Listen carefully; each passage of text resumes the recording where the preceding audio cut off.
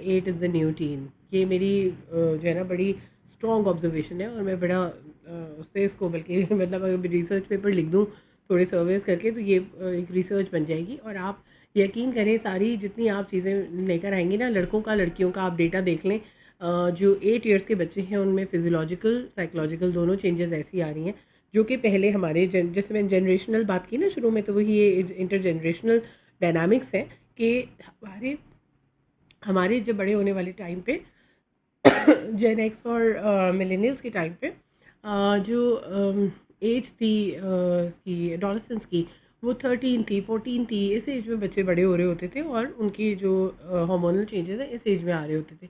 लेकिन अब physical psychological दोनों जो चेंजेस हैं ना वो अर्ली आ गए हैं, और वो 8 as low as 8 years 8 9 10 years की एज में बच्चे बड़े हो रहे हैं और वो उस एडोलसेंस के फेज से गुजर रहे हैं। तो जब जो चीज़ आप 14 साल की उम्र में बच्चे से एक्सपेक्ट कर रहे होंगे कि जब ये इतना बड़ा इतना लंबा हो जाएगा तो अब इसके अंदर ये चेंजेस आएंगे, तो ऐसा नहीं है। वो चेंजेस अब 8-9 साल की उम्र में आ रहे हैं और you have to be ready for that. तो your child is showing teenage symptoms. Teenage का जो बिहेवियर होता है ना कि उनके हार्मोन्स चेंज हो रहे हैं। अब उनको उनको बच्चा बनना पसंद नहीं आ रहा। वो कह रहे हैं कि भाई मैं कुछ छोटा बच्चा थोड़ी हूँ कि आप मुझे बेबी कर रही हैं। तो you have to adopt more mature ways to deal with the child. कि देखिए अगर आप जैसे पहले बच्चा जिस तरह से वो हो जाता था, वो कडल हो जाता था, वैसे अब नहीं होगा। तो आपको थोड़ा सा उसको एडल्ट की तरह ट्रीट करना पड़ेगा कि अब आप बड़े हो गए हो, तो now I can tell you this, I can talk to you about this, I can we can discuss together. अब आप उसको डिसीजन मेकिंग में उन सारी चीज़ों में इन्वॉल्व करें। तो नाउ जब जब बच्चे बड़े होने लगते हैं ना, फिर उनकी ये नीड होती है। जो हमारा एक मॉड्यूल डेवलपमेंटल नीड्स का है ना, वो इसीलिए है कि हमें बच्चे की फिजिकल एज तो नज़र आ रही होती है कि इतने साल का हो गया इसको यहाँ डाल दो, इतना साल का हो गया इसको ये वाली चीज़ दे दो, लेकिन हमें बच्चे की मेंटल इमोशनल जो डेवलपमेंट और एज है ना वो नज़र नहीं आ रही होती। तो जब ये एज आती है तो उस वक्त भी बच्चे की एक आइडेंटिटी की रिक्वायरमेंट होती है कि आई एम अ पर्सन, और मेरी ओपिनियन को इम्पोर्टेंस दी जाए। तो आपने उस टाइम पे बच्चे को बताना है, आपने उसके साथ बैठे। जैसे पहले आपने स्टोरी बताई, बहुत अच्छा किया आपने, क्योंकि story is a beautiful mode of training teaching, और ये उसके लिए ज़ाहिर है बहुत अच्छा रहा होगा। लेकिन अब उसके फिजियोलॉजिकल और साइकोलॉजिकल चेंजेस आ रही हैं। अब उसको अपनी एक आइडेंटिटी चाहिए। वो सिर्फ सुनना नहीं चाहता बल्कि वो अपनी ओपिनियन भी देना चाहता है। तो आपने क्या करना है कि अब नेक्स्ट टाइम आप बच्चे से जब बात करेंगे, आपको कोई चीज़ बुरी लगी, वो ज़्यादा गेम्स खेल रहा है या ज़्यादा बाहर बैठ रहता है या अपनी पढ़ाई पर ध्यान नहीं दे रहा, तो आप उसके साथ बैठेंगी तो आप उसे कहेंगी कि I want to have a meeting with you.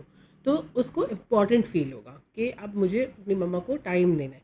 अब जैसे वो बैठ जाए तो आप कहेंगे I want your undivided attention, कि फ़ोन साइड में रख दें, चीज़ें आप सब कुछ छोड़ कर आए मेरे पास, और हमें ना इतनी देर मीटिंग करनी है, मुझे आपसे डिस्कशन करना है कुछ।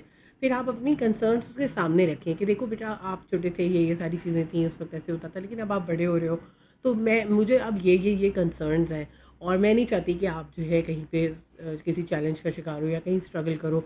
तो अब आपने जब अपना अपना जो और आई स्टेटमेंट से आप बताएं कि ये आपका इशू, आप उसको ब्लेम नहीं करेंगे। जैसे मैं अभी देखिए आमतौर पे होते हैं, जब मैं कभी शुरू करती हूँ ना कोई चीज़, वो मतलब आई फील के मतलब मैं तो इस चीज़ में बहुत बिलीव करती हूँ कि जो सिचुएशन होती है वो खुद ही बहुत जो है वो मतलब चले खैर वो अलग बात हो गई।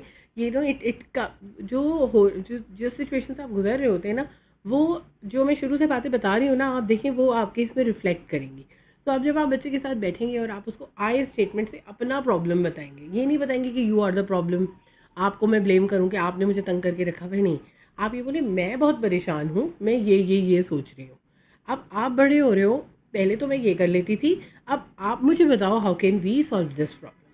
तो जब आप ये चीज़ टेबल पे आपने प्रॉब्लम रख दी और बच्चे से कहा कि help me solve this problem, हम साथ मिलके इसको कैसे रिजॉल्व कर सकते हैं, तो उसके पास सजेशंस होंगे। वो कुछ चीज़ों पे आपको मना लेगा कि देखें ये आपकी जो कंसर्न्स हैं ये वैलिड नहीं है, इस पर आप परेशान मत हो, मैं इसको ऐसे डील कर रहा हूँ। तो आपकी आधी परेशानी दूर हो जाएगी, और आधी चीज़ों में जो वो एक्नॉलेज करेगा, जो आपकी चीज़ होगी वो आप उसको वो करेंगी, रीटरेट करेंगी, तो वो आपको फिर उसके सॉल्यूशंस देगा and you will together arrive at the situation solution. तो जो फिर उसके बाद फिर उसके लिए आप बोले अच्छा मैं क्या करूँ, मैं आपको क्या रिमाइंड करा दिया करूँ। अच्छा अक्सर बच्चे रिमाइंड कराने से भी चिढ़ते हैं, तो आप फिर वहाँ पे एक वो कर लेंगे कि अच्छा फिर ये दोबारा हो तो हम क्या करेंगे, क्या मैं आपको रिमाइंड करा दिया करूँ, what would be the mode. तो आप अगर एक दफ़ा हो गया, ये पहली बार में हम सब कुछ तो नहीं सोच सकते, फिर आप कहें चलो हम फिर 10 दिन बाद दोबारा बैठेंगे इसी तरह and we will discuss this.